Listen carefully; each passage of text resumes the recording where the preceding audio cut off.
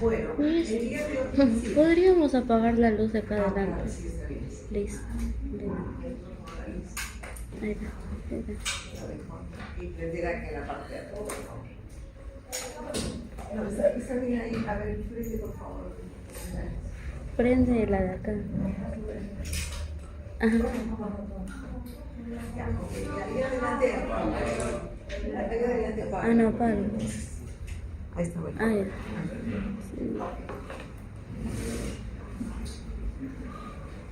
Bueno, hoy día vamos a hablar sobre otro grupo de hormonas que son importantes y que son la mayoría en cuanto a su síntesis, sus funciones y características generales.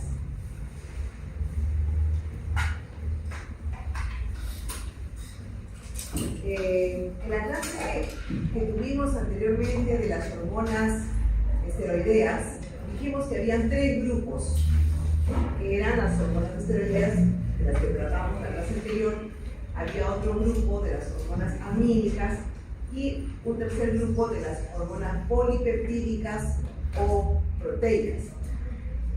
El día de hoy vamos a hablar tanto de las hormonas polipeptídicas o peptídicas y de las hormonas amínicas.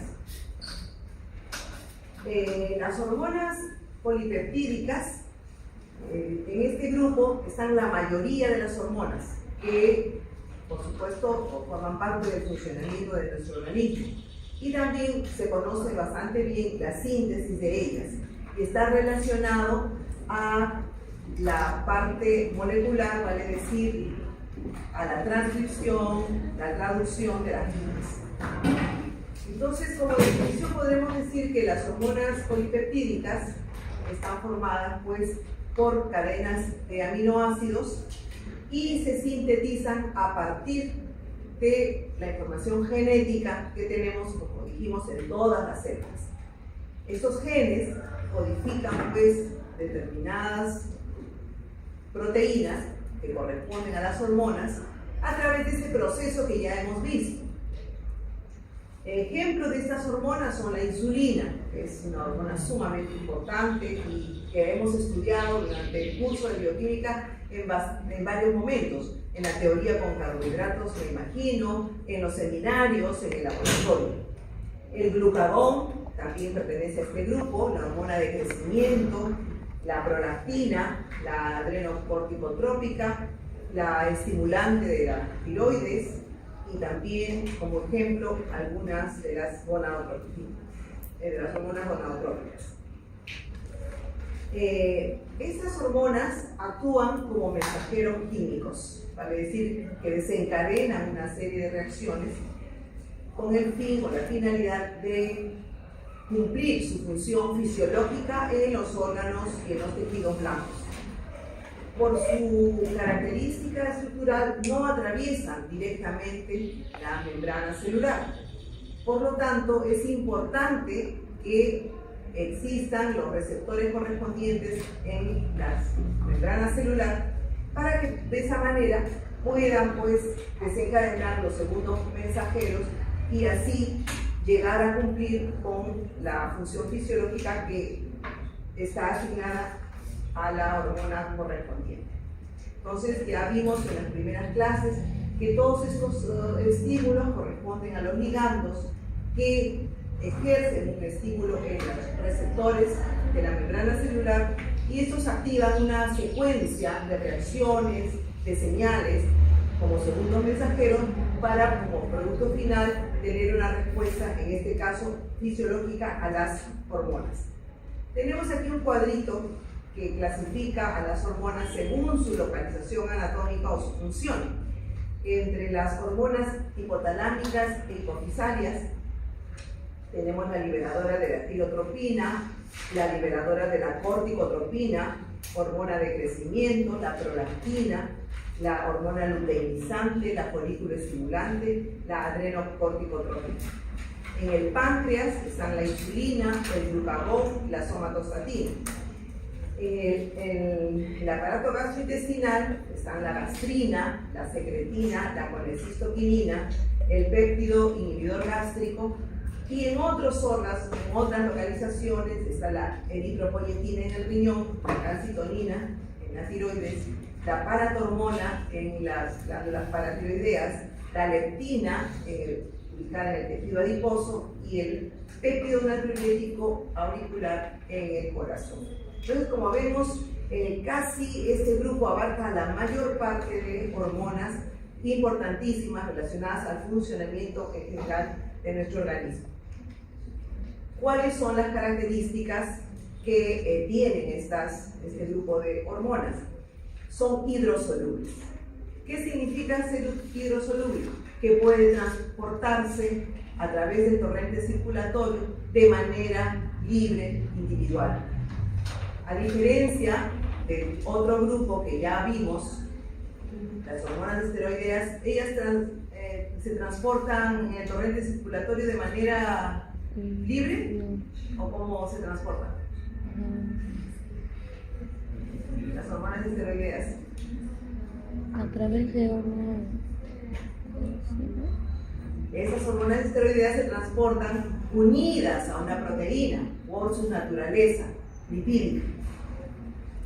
Estas hormonas se almacenan y la característica es que se almacenan en vesículas. Necesitan pues de un receptor para desencadenar las señales, ¿no?, de estimulación, y este receptor está localizado en la región externa de la membrana celular. Tiene una vida media de acción corta y por lo tanto su efecto fisiológico también es corto o es breve.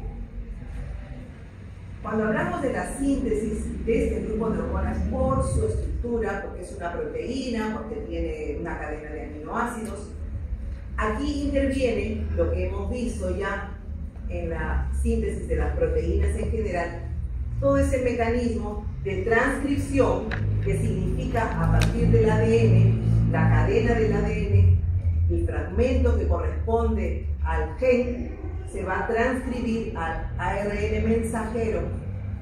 Este ARN mensajero, por el mecanismo de traducción, transmite esta información, primero que la procesa, la compacta y transmite esa información al ARN de transferencia. Y en el retículo endoplásmico se genera una molécula que llamamos precursora, que es el prohormona. En este retículo endoplásmico también esta proteína es procesada, de manera que al trasladarse por las vesículas al aparato de Golgi, se elimina el pre y queda en prohormona. Vale decir que es un proceso de activación de la hormona.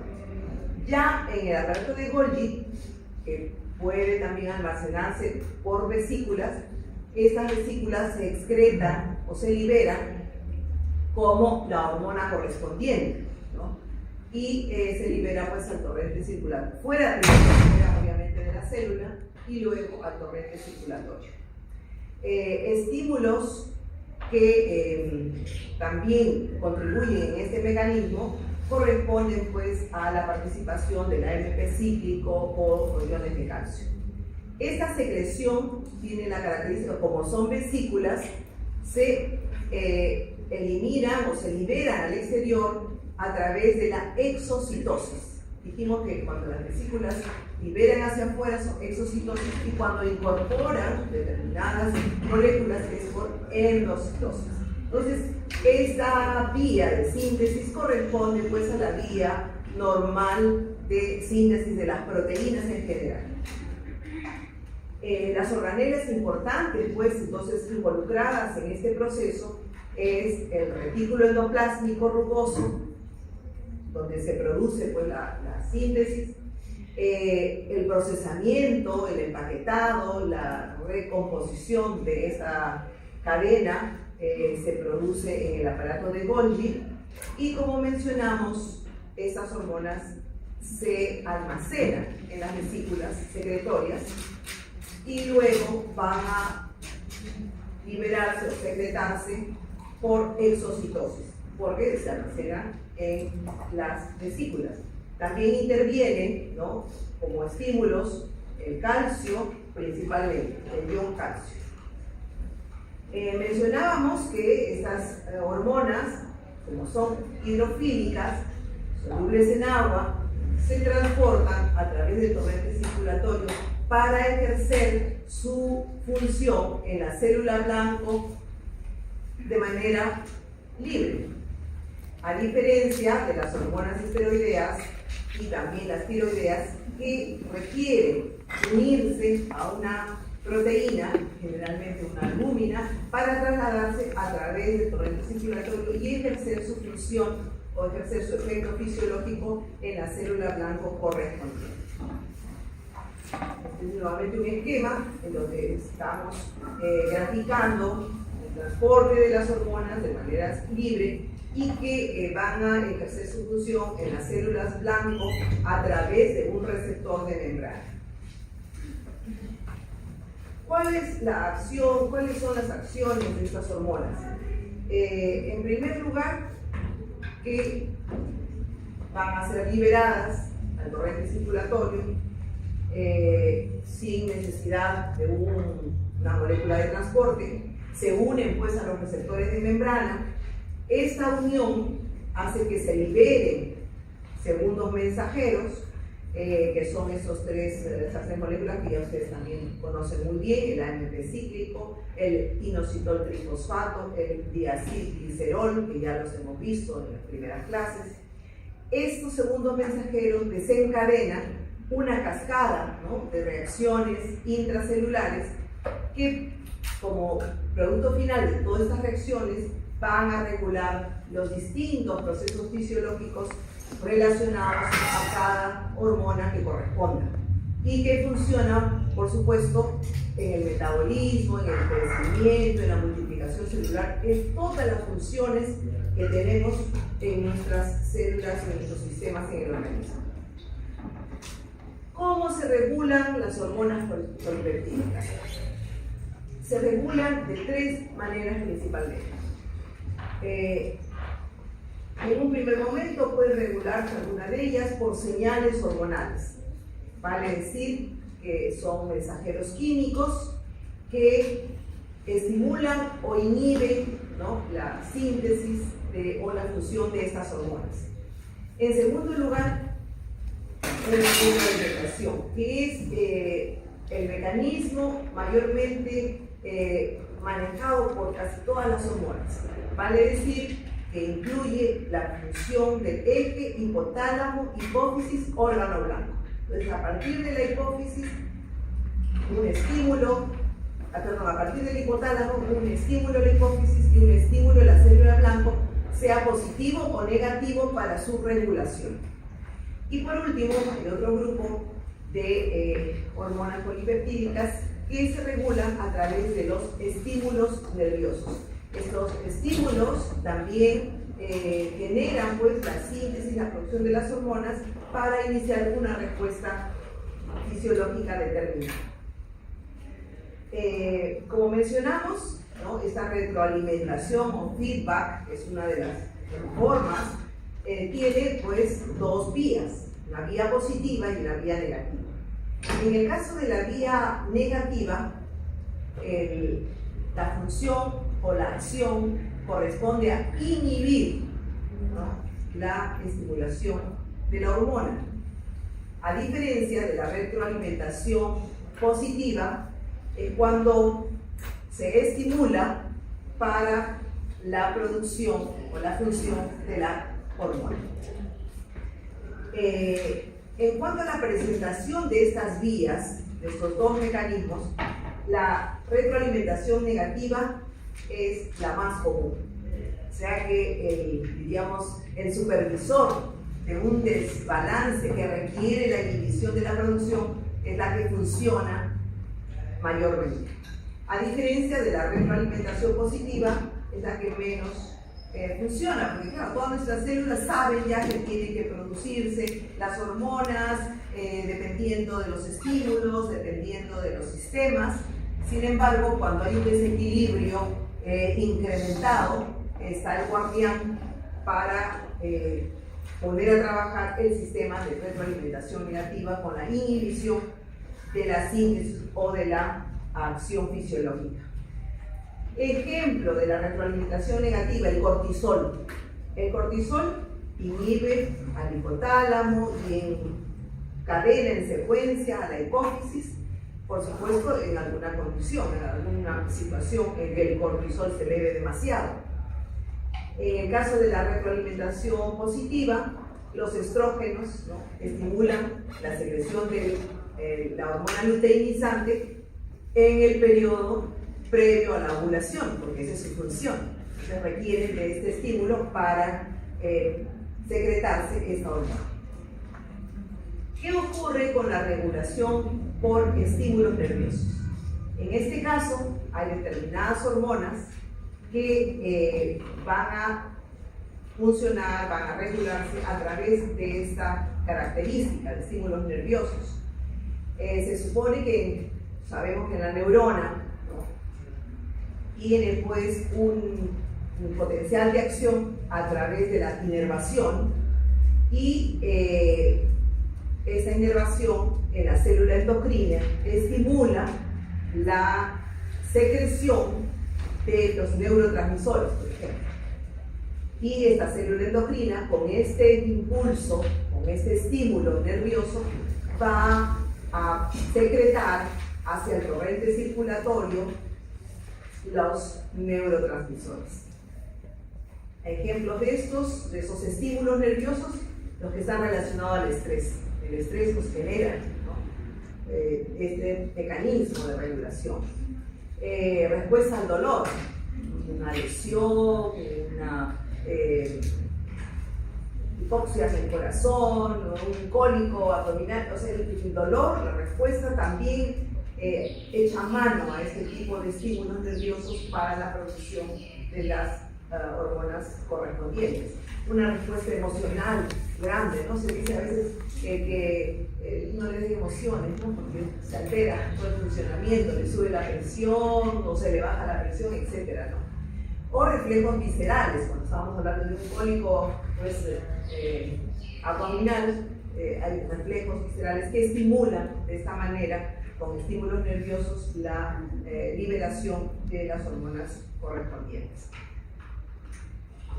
Por último, otro mecanismo de regulación que tienen estas hormonas son las señales humorales. Cuando hay un cambio en la concentración de diferentes metabolitos, iones, estos estímulos van a producir la liberación hormonal. Por ejemplo, en el caso de que se presente una hiperglicemia, se estimula pues la secreción de la insulina, ¿cierto? Es automático, es un estímulo humoral. O cuando hay una baja de calcio, de la concentración de calcio en la sangre, entonces eso se estimula para que la paratormona se libere y se haga presente en tratar de regular. Como siempre les he dicho, nuestro organismo está diseñado, estructurado para mantener un equilibrio. Y ante algunas alteraciones, descompensaciones, existen mecanismos que trabajan en búsqueda de conseguir este equilibrio u homeostasis. Aquí hay algunos ejemplos de regulaciones específicas. Por ejemplo, la insulina necesita de un estímulo de hiperglicemia para un estímulo directo que maneje pues esta hiperglicemia, ¿no?, con la secreción pues, de la insulina que hemos mencionado, y está inhibida por la somatostatina. En el glucagón el estímulo es la hipoglicemia, ¿no? El estímulo directo es la disminución pues, de la glucosa. En el caso de la acción de la paratormona, el estímulo para la secreción de esta es la hipocalcemia. Es un estímulo directo a los sensores de calcio.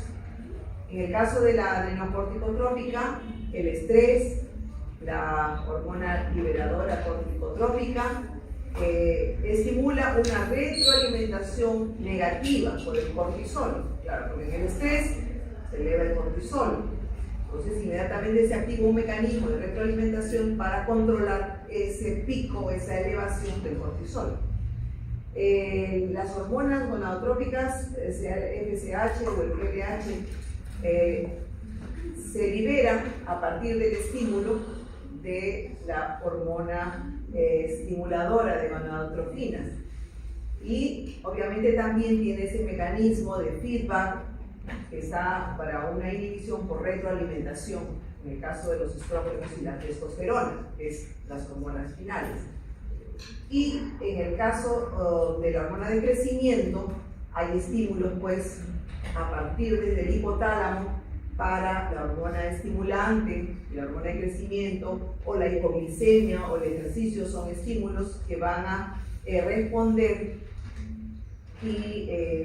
a la liberación de esta hormona de crecimiento, y va a estar inhibida por la somatostatina y por la IGF-1, siempre funcionando en este caso con el mecanismo de retroalimentación negativa. Aquí tenemos lo que hemos conversado, un ejemplo en relación a la liberación sea del glucagón o de la insulina, dependiendo de las concentraciones de estas. Se incrementa o se disminuye, son estímulos para la liberación. Hemos mencionado que estas hormonas pues trabajan a través de unirse a los receptores de estas hormonas. Estos receptores son los que permiten que la hormona pueda atravesar la membrana plasmática para ejercer la acción, ¿no?, de desencadenar esta cascada de estímulos o de mensajeros secundarios. Estos receptores son proteínas de membrana, se localizan en la zona externa de la superficie de la membrana celular y pues son capaces de activar una cascada de variedad de mecanismos y intervención también de otras moléculas. Principales tipos de receptores de membrana. Importante conocerlos y asociarlos a la hormona correspondiente. Este receptor GPCR, que es el acoplado a la proteína G, que también hemos visto en las primeras clases, activa estos componentes, el ATP cíclico, el IP3, el DAP, y está relacionado pues a la hormona del glucagón, a la CPH, al FSH, al LH. El receptor RTK, que está relacionado pues a la tirosina quinasa, es un receptor enzimático y una de las características o una de las acciones que tiene es la fosforilación, y está relacionado a la insulina y al IGF-1. Otro receptor importante es el asociado a la tirosina quinasa, pero no intrínseca, distinta a la anterior. Y su característica es que se asocia a una tirosina quinasa específica, el JAK. El JAK también hay variedades. Sin embargo, de manera general, estos están relacionados con la hormona de crecimiento y con la prolactina. Importantes que también cumplen una función crucial son los canales iónicos, ¿no?, que están activados y estos modifican su estructura para poder generar el estímulo correspondiente. Sin embargo, no está asociado de manera directa a la acción de la hormona, pero sí en el caso de los neurotransmisores. Cuando se produce la unión del ligando con el receptor, se genera un complejo hormona-receptor, que obviamente es el que tiene que internarse, atravesar la membrana celular, internarse, ¿no?, al interior de la célula, al citoplasma.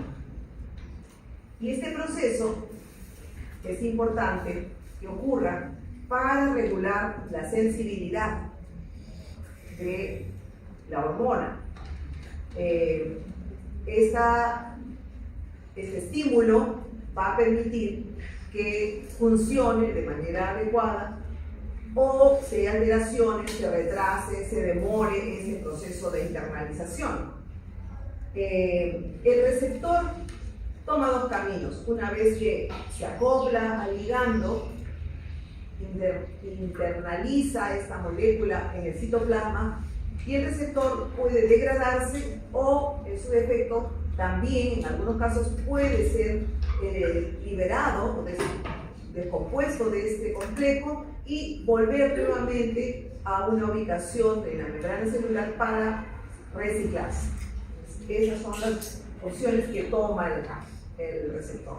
Entonces aquí tenemos un esquema de las fases que forman parte de la internalización. Como dijimos, se une la hormona con el receptor por endocitosis. Aquí está la vesícula. Por endocitosis ingresa al citoplasma.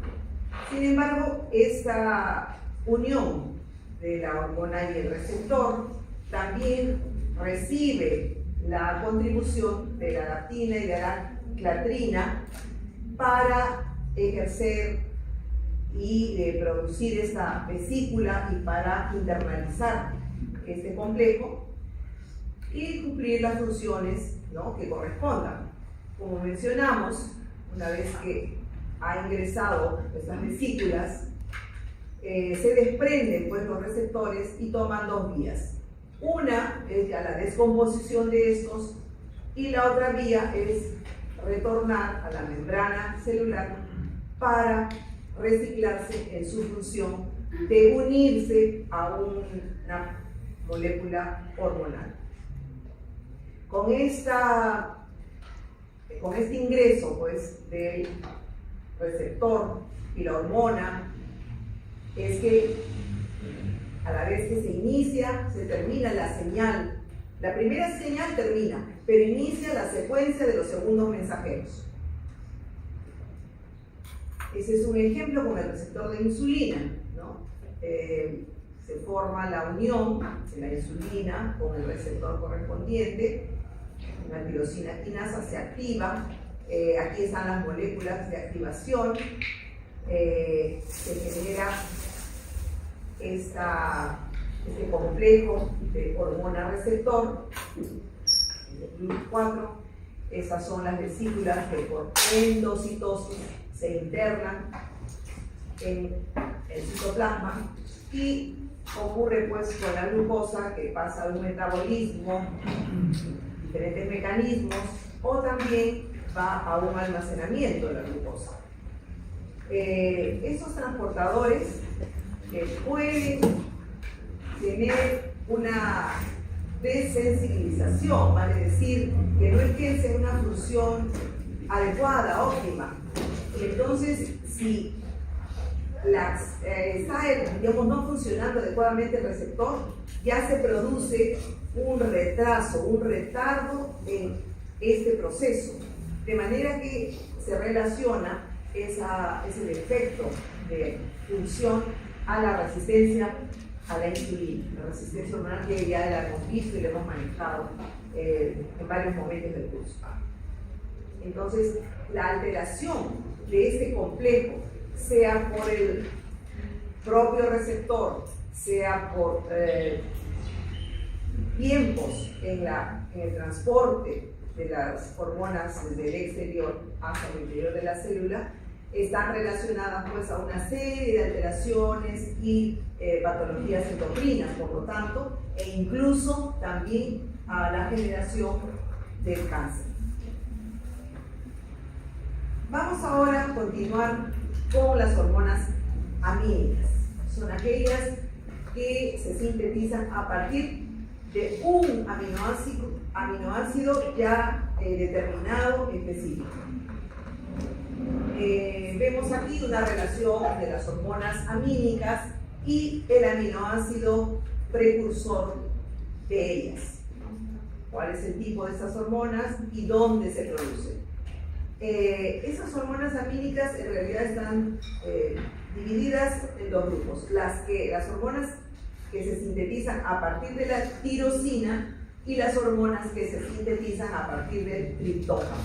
Son esos dos aminoácidos los que tienen la capacidad de ser materia prima para la síntesis de las hormonas. En el caso de la tirosina, están la adrenalina, la noradrenalina, la dopamina, que son consideradas también catecolaminas, y su producción principalmente se encuentra en la médula suprarrenal y en el sistema nervioso central. A diferencia de las hormonas tiroideas, las T3 y T4, que son producidas en la glándula tiroides. Y en el caso del triptófano, tenemos a dos representantes, la serotonina y la melatonina, que son hormonas denominadas indolaminas y que se producen en el tracto gastrointestinal, en el sistema nervioso y en la glándula pineal. Estas hormonas, como les estamos mencionando, son las que derivan pues, de la tirosina y del triptófano. Vamos a hablar ahora las que se derivan de la tirosina. En el caso de las hormonas tiroideas, estas son lipofílicas, o sea, tienen en su estructura lípidos que lo hacen pues, para el transporte, sobre todo, tienen unas características determinadas. Y esas hormonas, como también ya se ha repasado en algún momento del curso, intervienen pues de manera general en el metabolismo y en el funcionamiento de nuestro organismo. La dopamina, su producción es en el sistema nervioso central y en la glándula suprarrenal. Esta, a diferencia de las hormonas tiroideas, es hidrosoluble, por lo tanto puede transportarse de manera libre en el torrente circulatorio, y su función principal es como neurotransmisor y como un control motor. En el caso de la noradrenalina, al igual que la dopamina, tiene su origen en el sistema nervioso central y en la glándula suprarrenal, es también hidrosoluble, pero esta noradrenalina, su función principal está dado con la vasoconstricción y con los mecanismos que mantienen la presión arterial. Por último, la adrenalina tiene su origen en la glándula suprarrenal, es también hidrosoluble y su efecto principal está relacionado a la respuesta del estrés y también algunos aspectos del metabolismo.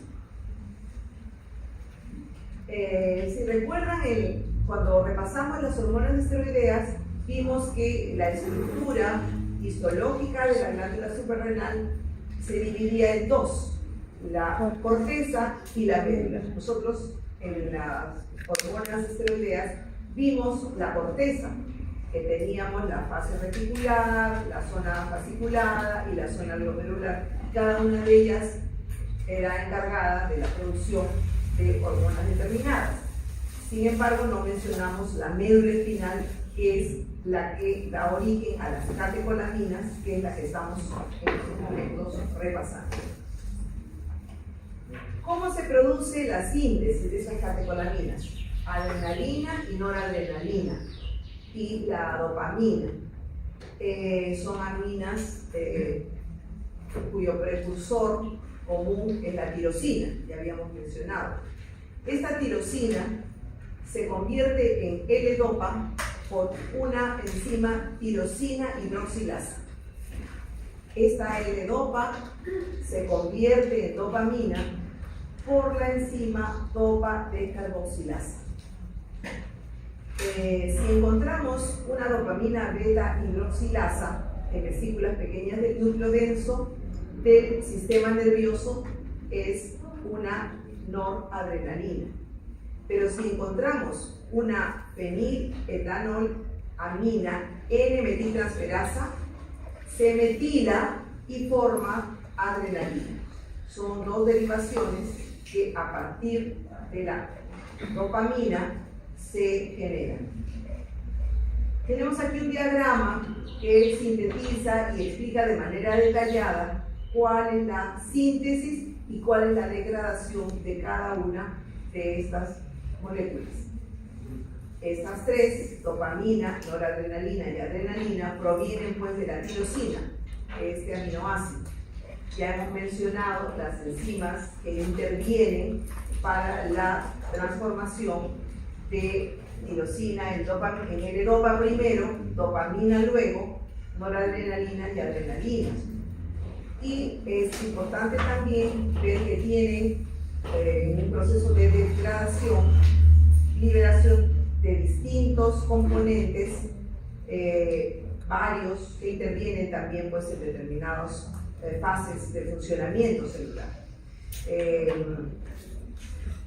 Vamos a mirar aquí esas dos enzimas importantes que actúan tanto en la dopamina, en la noradrenalina, como podemos ver aquí, el MAO y el COMT, esas dos actúan en todas ellas para la degradación de moléculas determinadas. El catecol o metiltransferasa no está solamente en el sistema nervioso, sino también está en otros tejidos, como por ejemplo el hígado. A diferencia de la monoaminoxidasa, o MAO, esta tiene su acción principal en los terminales nerviosos presinápticos y tiene pues una función para nuevamente reciclar los neurotransmisores en las terminales sinápticas. Como hemos mencionado en el caso anterior de las hormonas poliamínicas, el sistema de feedback o de retroalimentación también funciona para este grupo de hormonas. Una regulación a partir del hipotálamo, la hipófisis, y en este caso la célula o el órgano blanco es la glándula suprarrenal. Entonces, desde el encéfalo existen pues señales a través de las terminaciones sinápticas y por estímulos nerviosos se va a estimular la médula de la glándula suprarrenal para la liberación, la síntesis y la formación de adrenalina que va a actuar en las células blanco ante diferentes estímulos, uno de ellos que hemos mencionado que es el más relacionado o conocido, el estrés. ¿Cuáles son las enzimas? Ya las estamos viendo, las catabólicas de esas catecolaminas. En el caso de la monoaminoxidasa, la reacción principal de su función es la desaminación oxidativa. Esta se produce en la mitocondria y también están presentes en el sistema nervioso central, el hígado y el intestino. Está relacionada pues a la liberación de estas catecolaminas de manera libre. Y en el caso del catecol o metiltransferasa, la reacción para este catabolismo es la metilación y se encuentra en el citoplasma celular, ubicado en el hígado, en el riñón y el corazón. También los metabolitos se liberan libremente a partir de la degradación o el catabolismo de las catecolaminas. ¿Cuáles son los efectos fisiológicos, ¿no?, de los receptores? Existen receptores, ¿no?, que responden a esas hormonas y están clasificados por letras. Alfa 1 está localizado en los vasos sanguíneos y está relacionado al efecto fisiológico de vasoconstricción en general, midriasis y alteraciones de la presión arterial. El alfa 2 se localiza en las terminaciones nerviosas, contribuye a la inhibición de los liberadores o de la liberación de neurotransmisores. El beta 1, localizado en el corazón, relacionado a la frecuencia cardíaca, la contractilidad y el gasto cardíaco. En el caso del receptor beta 2, localizado en los pulmones y los vasos musculares, está relacionado a la bronco y vasodilatación. El beta 3, localizado en el tejido adiposo, se relaciona a la lipólisis. Tenemos también receptores D1 localizados en el riñón, el corazón, el sistema nervioso, están relacionados al incremento del AMP cíclico y esto también relacionada a la vasodilatación en el riñón. El receptor D2 localizado en la hipófisis y en el sistema nervioso central tiene un efecto contrario al D1, disminuye el AMP cíclico, inhibe la liberación de dopamina y prolactina. Los receptores D3 y D5 localizados en el sistema nervioso central tienen un efecto, una acción en las funciones de la dopamina. Sin embargo, son efectos muy puntuales, muy específicos. Vamos ahora a hablar sobre de las hormonas tiroideas. Como sabemos, la glándula tiroides se encuentra pues, en la región anterior del cuello y tiene una serie de, diríamos, reparos anatómicos que permiten fácilmente poder ubicarla en un examen clínico, ¿no? El ligamento, sobre todo el cartílago tiroideo, ¿no? Los vasos sanguíneos, y esta es la ubicación pues, de la glándula tiroides, que es en donde se producen las hormonas tiroideas. Sabemos que hay dos, la T4, que en su estructura química tiene 4 moléculas de yodo, la triyodothironina tiene 3 moléculas de yodo, y estas son las características principales y estructuras químicas de las hormonas. ¿Dónde se sintetizan? ¿Dónde se producen? Se producen en el folículo tiroideo. Este es el folículo tiroideo, el lumen, el epitelio que tiene una función importante en la síntesis de estas hormonas. Entonces aquí tenemos esquematizado una célula epitelial folicular y aquí tenemos cuál es el ciclo que toma la formación de estas hormonas. El yodo, que está en el torrente circulatorio, ingresa a la célula en una bomba de sodio, se asocian para utilizar esta bomba de sodio, ingresa al citoplasma celular y con la tirosina la tirosina se transforma en tiroglobulina y se une esta molécula de tiroglobulina y el yodo en el lumen folicular, porque estas moléculas son extraídas desde la célula hacia el lumen, en el caso del yodo por una peroxidasa, que se acoplan 2 yodos, que se unen también por una peroxidasa y forman pues la tiroglobulina con la monoyodotirosina o la diyodotirosina. O sea, son una molécula de yodo o 2 moléculas de yodo, que por la acción de esta peroxidasa se van a conformar en la hormona con 4 moléculas de yodo o con 3 moléculas de yodo, y van a mantener también estructuras de 1 o 2 moléculas de yodo. En esta composición o esta estructura nuevamente ingresan a la célula epitelial del folículo y liberan ya las hormonas tiroideas, la T3 y T4, a la circulación, y las otras moléculas se reciclan y por una deyodinasa nuevamente se liberan los yodos individuales para reciclarse con la tiroglobulina y seguir este círculo en la formación de las hormonas. Entonces, se mencionan aquí también todos los pasos y en qué lugar específico celular es que se produce cada paso, las enzimas que intervienen y los factores de inhibición que también forman parte del ciclo de la síntesis de estas hormonas. Como mencionamos, la regulación hipotálamo, hipófisis, tejido blanco, en este caso tiroides, funciona también a través del torrente circulatorio para el estímulo positivo en la producción de las hormonas tiroideas y el estímulo negativo inhibitorio para la disminución de esta producción, denominado eje hipotálamo hipófisis órgano blanco, en este caso tiroides. ¿Cuáles son los efectos fisiológicos de la hormona tiroidea? Son amplísimos, ¿no?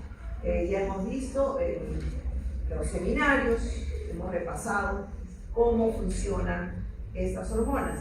En el sistema cardiovascular están relacionados pues, al incremento de la frecuencia cardíaca, el gasto cardíaco. En el sistema gastrointestinal, un aumento de la motilidad intestinal. En el sistema esquelético, un incremento del recambio y la absorción ósea.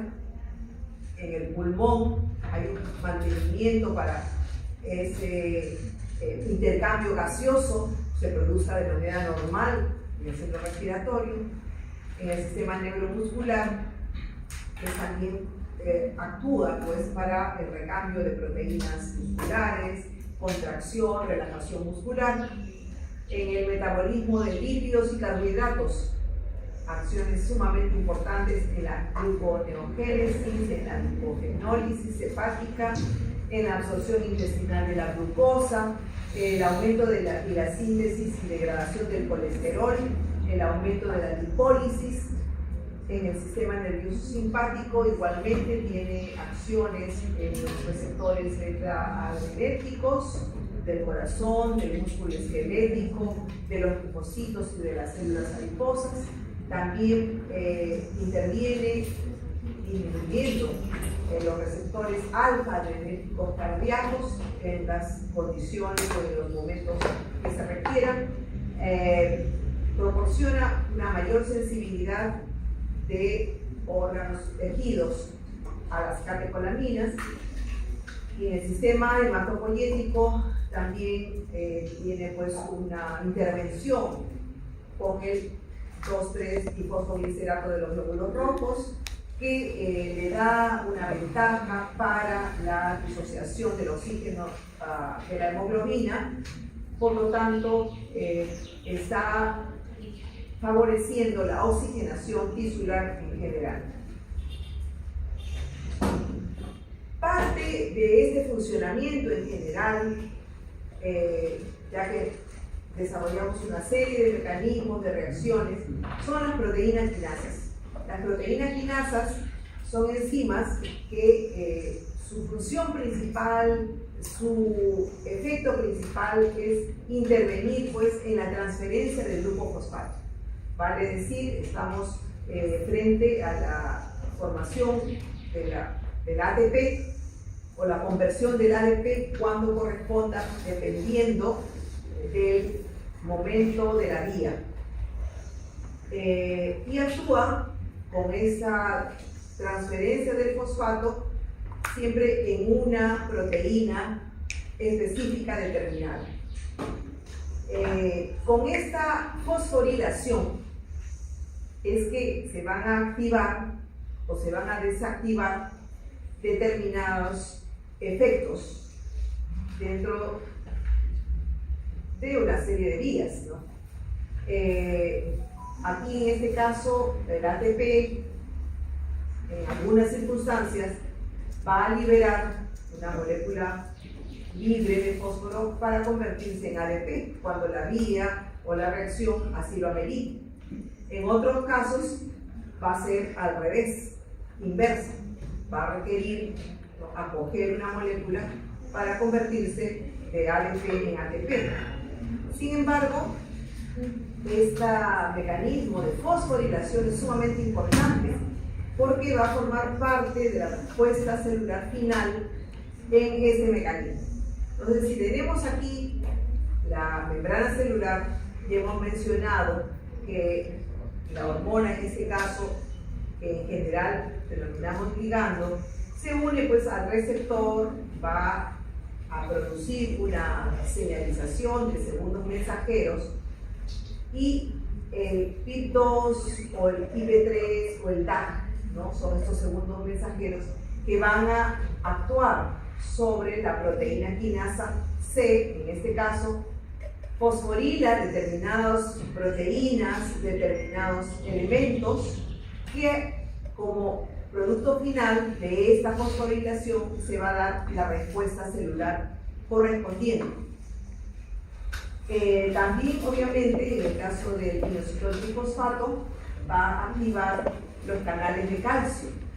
Este calcio también va a estimular proteínas determinadas ligadas al calcio que también forman parte de los estímulos para la respuesta celular, o sea, el efecto fisiológico dependiendo pues del ligando o de la hormona que está actuando en esta cascada, en este círculo de segundos mensajeros y señales de estimulación para estos efectos fisiológicos. ¿Qué características tienen estas proteínas que estamos viendo son importantes dentro de la cadena de eventos para el resultado, la respuesta? Estas enzimas son importantísimas, pues, como hemos mencionado en la señalización, porque usan este ATP como fuente de fosfato. Esta fosforilación puede activar o inactivar una función determinada en la proteína que se está trabajando.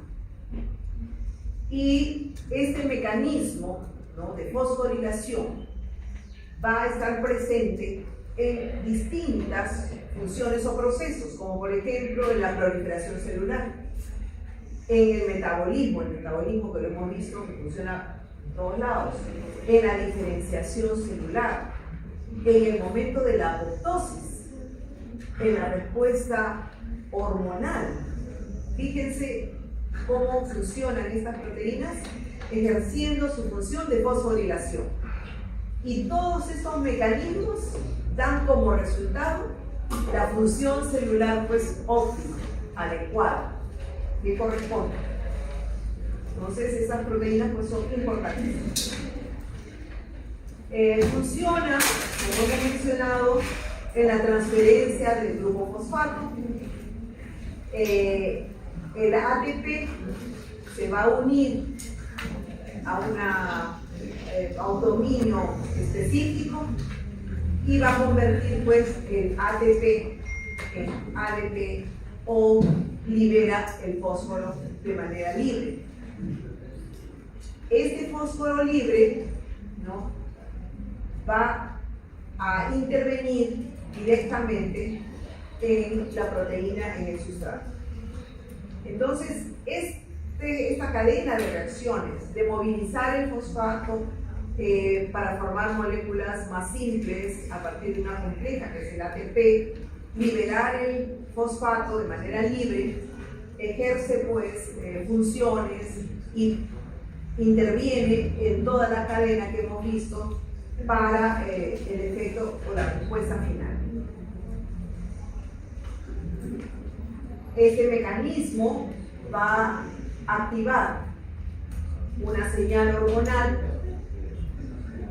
va a transferir, pues, nuevamente estamos remitiendo el ATP a una proteína determinada. Esta proteína se activa o se desactiva dependiendo de qué proteína, de qué hormona estamos hablando, en este caso de las hormonas. Esta proteína va a permitir la modificación, ¿no?, de alguna estructura determinada para conseguir el efecto que se requiere. A su vez, esta modificación de la estructura de la proteína también va a cambiar o va a modificar su función.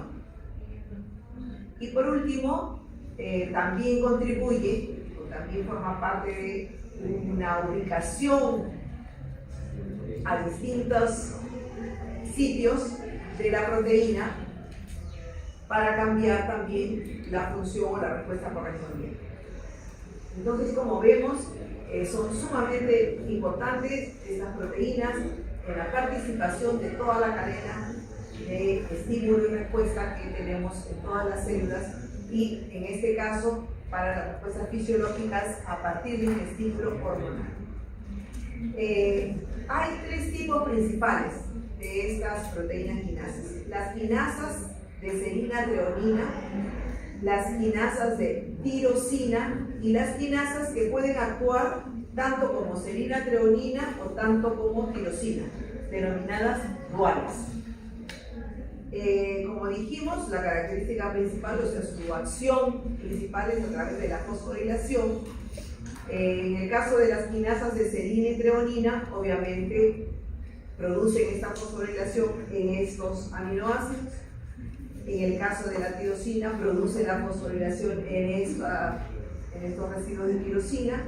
Y en el caso de las duales, indistintamente pueden funcionar en ambas. ¿Qué procesos celulares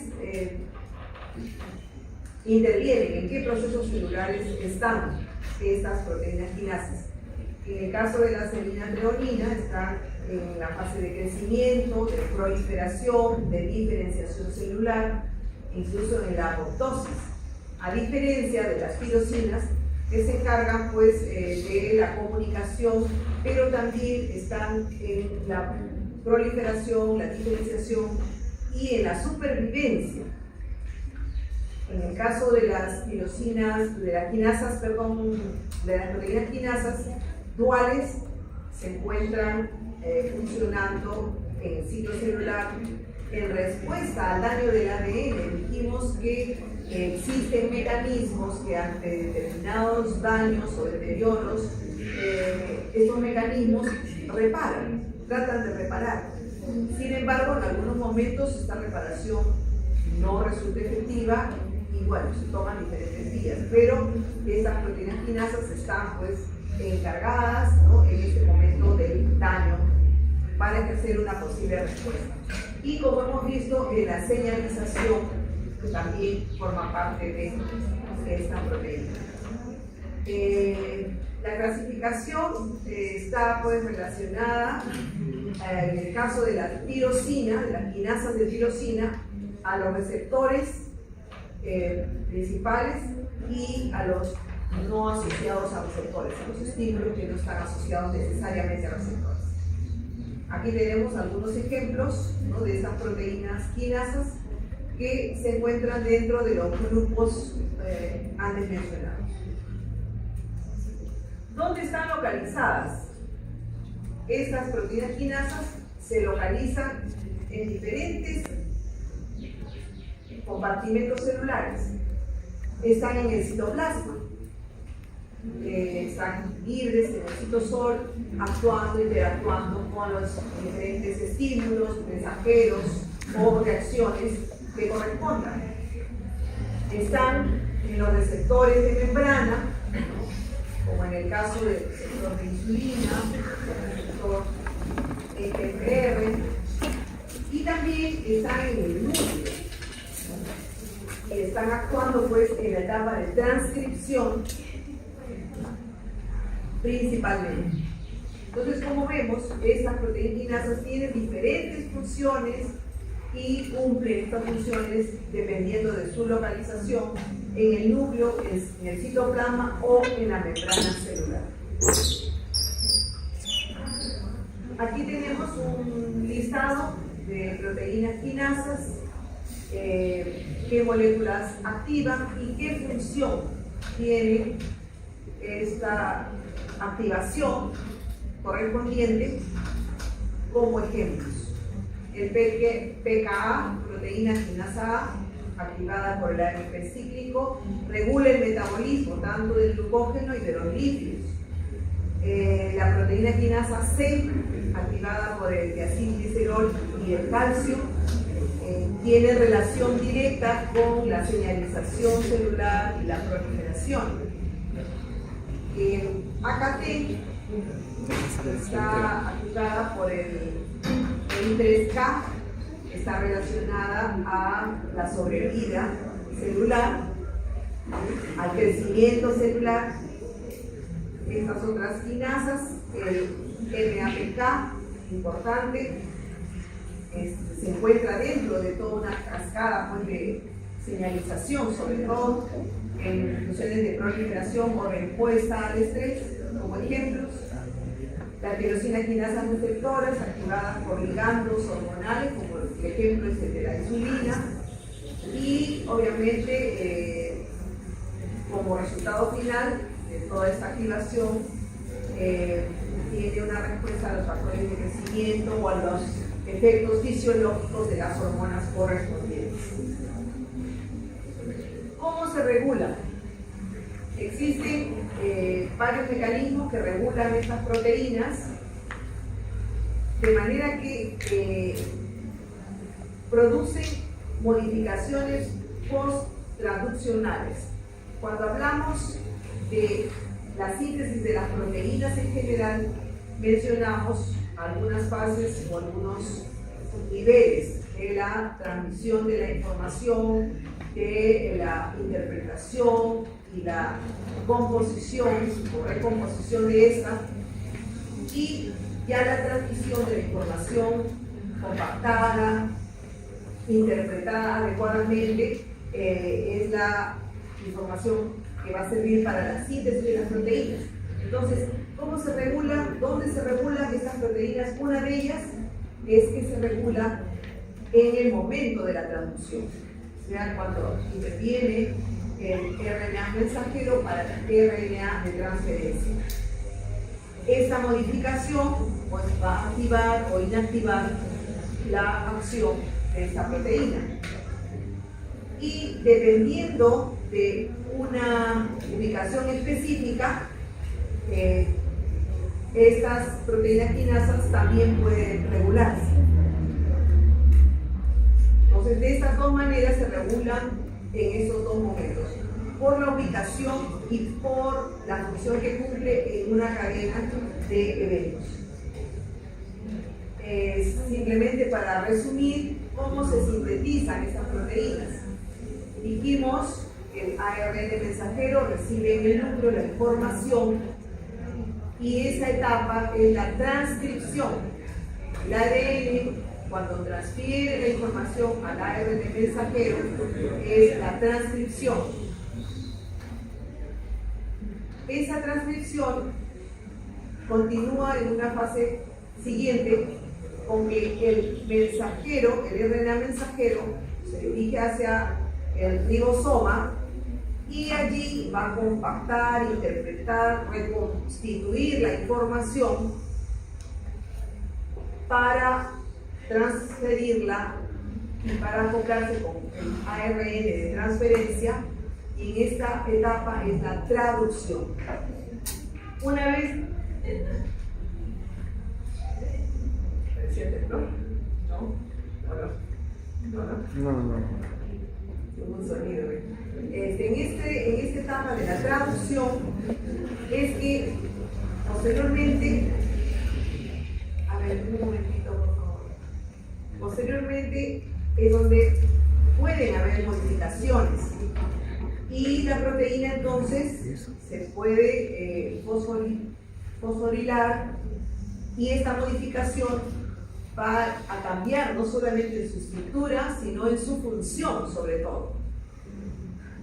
Posteriormente, esta proteína se va a plegar, se va a activar con estas reacciones, como hemos dicho, de fosforilación, y esta proteína se va a ubicar ya en el compartimento que corresponda. Como dijimos, puede encontrarse en el citoplasma, en la membrana celular o en el núcleo, y va a adoptar pues ya su ubicación, su estructura y su función correspondiente.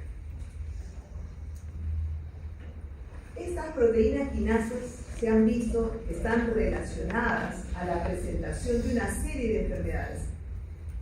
Cuando hemos repasado las funciones, vemos que están presentes en todas las funciones celulares, de manera que alteraciones en la síntesis, en la estructura o en la función de estas proteínas quinasas van a desencadenar pues, el cáncer, enfermedades cardiovasculares, enfermedades neurodegenerativas, desórdenes metabólicos, que decir, enfermedades autoinmunes o desórdenes en general, incluso de aspectos que ni todavía conocemos, Sin embargo, está relacionada estas proteínas en su modificación a desencadenar esta serie de enfermedades. Pero, como dijimos, el conocimiento, ¿no?, a detalle de la estructura, la función, el mecanismo, las relaciones con otras moléculas, nos ha permitido también que se desarrollen una serie de moléculas que actúan casualmente con la inhibición de estas proteínas. Entonces, en el cáncer se han desarrollado, por ejemplo, estas moléculas, el imatinib, el gemcitabine, el BRAF, el MEK, y se emplean pues para leucemias, para melanomas, para diferentes tipos de cáncer. ¿Y qué hacen estas moléculas? Actúan a nivel de estas proteínas. En el caso de las enfermedades neurodegenerativas también existen moléculas ya que van a inhibir estas proteínas, como por ejemplo la GSK3B, el CDK5. Entonces, son moléculas que se han generado, se han desarrollado a partir del conocimiento de estas proteínas. Lo mismo ocurre en el grupo de enfermedades autoinmunes, que existen inhibidores de estas proteínas, como el JAK, el SIK, el BTK, que se utilizan pues para tratar estas enfermedades, y su efecto está relacionado a las proteínas quinasas. Entonces, resumiendo, podemos decir que estas proteínas, ¿por qué son importantes? Porque ya se sabe que tienen relación con el desarrollo del cáncer. A muchos de ellos se ha visto de que interviniendo farmacológicamente a nivel de estas proteínas quinasas, podemos nosotros manejar farmacológicamente, obviamente, una serie de enfermedades, o sea, son dianas terapéuticas, y obviamente estamos en el conocimiento de ampliarse para generar nuevas moléculas que puedan también manejarse en otras enfermedades, porque hemos visto que están presentes pues, en el desencadenamiento de una serie de patologías. Vamos a hablar ahora de los oncogenes. Cuando tuvimos una de las clases anteriores, el código genético, vimos que los protooncogenes son las células, o son los genes que motivan, estimulan la multiplicación celular, la especificidad celular, la diferenciación, etc. Sin embargo, cuando estos protooncogenes mutan, tienen alteraciones, obviamente, como consecuencia tienen una expresión descontrolada, un crecimiento celular fuera de todos los parámetros, no hay control que valga y se forma el cáncer, y está relacionado pues a esta multiplicación desordenada de las células y se denomina oncogeno.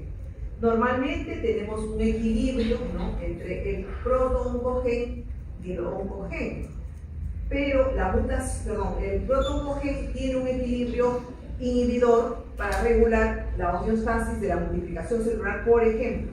Sin embargo, cuando se produce una mutación, se genera el oncogeno, que promueve pues, ya una serie de características, sobre todo en la multiplicación celular, vascular, etcétera, que daña los tejidos y que son causa pues, del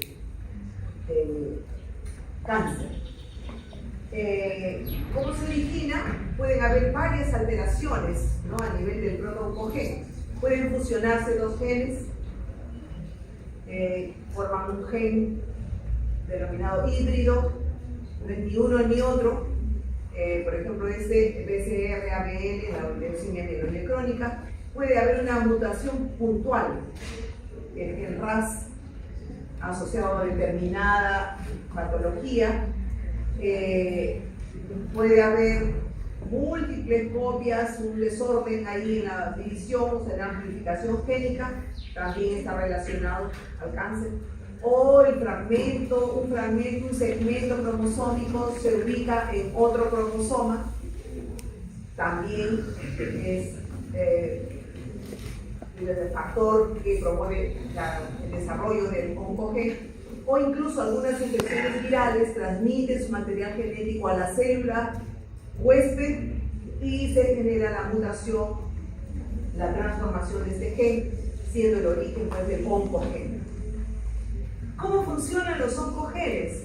Ellos funcionan pues, en la proliferación celular, multiplicación exponencial, aumento de la angiogénesis. Claro, para nutrir más células necesitan vasos sanguíneos, entonces también se promueve la angiogénesis, muchos vasos sanguíneos.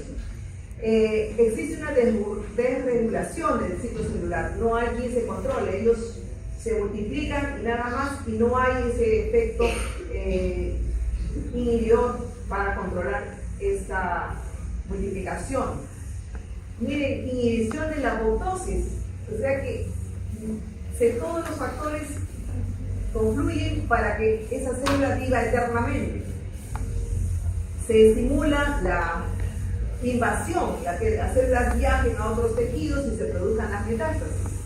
Entonces, realmente estos oncogenes tienen la estructura y la función de alterar pues, la multiplicación, la diferenciación y la supervivencia celular. Desde la transcripción del ADN, la traducción del ARN, las modificaciones que pueden haber por estas mutaciones y obviamente pues se activan o se inhiben, ¿no?, los receptores quinasas para el funcionamiento y la expresión de estos oncogenes. Aquí tienen algunos ejemplos de los oncogenes, qué producto génico están, con qué producto están involucrados, qué cánceres están relacionados a esos oncogenes y algunas características propias de estos oncogenes. Vale decir de que a partir de una célula normal hay un cambio, puede ser mínimo, como algunos ejemplos que hemos mencionado, las células se multiplican, pero en cada nivel de multiplicación van apareciendo también algunas otras modificaciones denominadas variantes, de manera que el tumor se conforma de células que inhiben los factores antigénicos, por ejemplo. La capacidad del organismo ya no reconoce y deja que las células se multipliquen. Se estimula que estas células tengan ese carácter invasivo, que sean tumores sólidos, de malignidad por supuesto, que inhiban factores especiales, específicos, como hemos mencionado en la apoptosis. Entonces, hay innumerables variantes de estos tumores y se genera pues el cáncer. La proliferación normal ya la hemos visto en todas sus etapas o sus fases y vemos pues que existen todas estas cadenas de factores, señales, cuando una célula tiene que funcionar normalmente. Cuando esto se desregula, cuando se altera en alguna de las fases, pues se genera lo que estamos viendo, los oncogenes en su expresión. Y las características del cáncer, ¿cuáles son? Hay una evasión del efecto supresor del crecimiento, o sea que no hay nada que las inhiba, que las suprima y siguen multiplicándose. Se evita la destrucción inmunológica. Claro, el organismo no tiene la capacidad de reconocer al cáncer como algo ajeno o maligno y que hay que detenerlo. No. Deja carta libre. Permite la inmortalidad replicativa. Claro, vemos que está inhibida, ¿no?, la apoptosis. Se promueve con este crecimiento desordenado la inflamación. Hay una activación también para desplazarse de estas células y producir las metástasis y la invasión a otros órganos. Se induce que se generen nuevos vasos sanguíneos para mantener obviamente estas células. Hay una inestabilidad dentro de los genes y se pueden producir más mutaciones. Miren, hay una resistencia a la muerte celular y en general pues es una desregulación completa, de manera que el organismo no puede controlarlo. Entonces, la homeostasis significa que los genes supresores tienen que estar en equilibrio con los genes proto-oncogenes.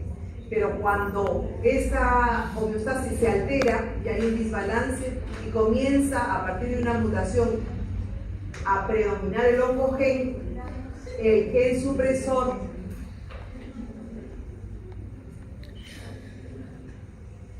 supresor se ve sobrepasado y está relacionado pues al crecimiento del tumor de manera ya incontrolable. La clasificación de estos oncogenes están relacionados a una serie de momentos, ¿no?, que ya los hemos ido repasando, según su función dentro del proceso de transcripción o la cascada de señalización, etc. Y son las regulaciones en general del ciclo celular. De manera que intervienen en los factores de crecimiento, en los receptores de los factores de crecimiento, en las señales de transducción, de transcripción y en general en todos los aspectos del ciclo celular. Actúan entonces a nivel de los factores de crecimiento, en los receptores de membrana, las señales que ocurren en el citoplasma, diferentes señales, en los factores en el núcleo de transcripción y en general pues en toda la organización y el funcionamiento celular.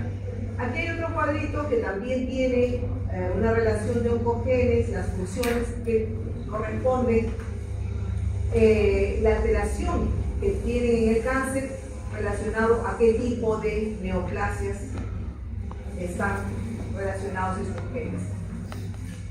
¿Qué ocurre con la activación de un oncogen?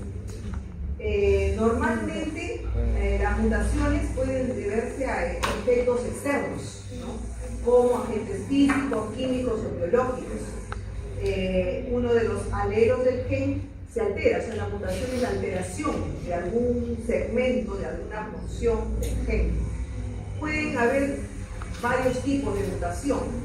La mutación puntual, la translocación, que ya es sobre todo a nivel cromosómico, la amplificación o la inserción. Son tres variantes de mutación que se pueden producir, de manera que estas alteraciones generan proteínas distintas, sea en estructura o en función. Esta proteína en su producción se incrementa, o sea, predomina y favorece pues la desregulación de todos los mecanismos de la proliferación, la diferenciación, la supervivencia celular. Es un ejemplo de la translocación. A nivel cromosómico, un segmento de un cromosoma se traslada a otro cromosoma, de manera que se obtiene esa translocación. Un ejemplo es el linfoma de Burkitt. Este oncogen se traslada del cromosoma 8 al 14. Y ese oncogen va a transmitir esa información en las células hijas, de manera que se reproduce esta alteración. Otra mutación es una mutación puntual, cuando se cambia solamente una base nitrogenada por otra. Esta glicina se transforma en valina por el cambio de la guanina a timina. Entonces la sustitución de este aminoácido modifica toda su función y su estructura y se genera pues una alteración. Bueno, son dos ejemplos básicos de los tipos de mutaciones que pueden generar en este caso el cáncer en los oncogenes. Nos vemos el día jueves con la última clase. Gracias.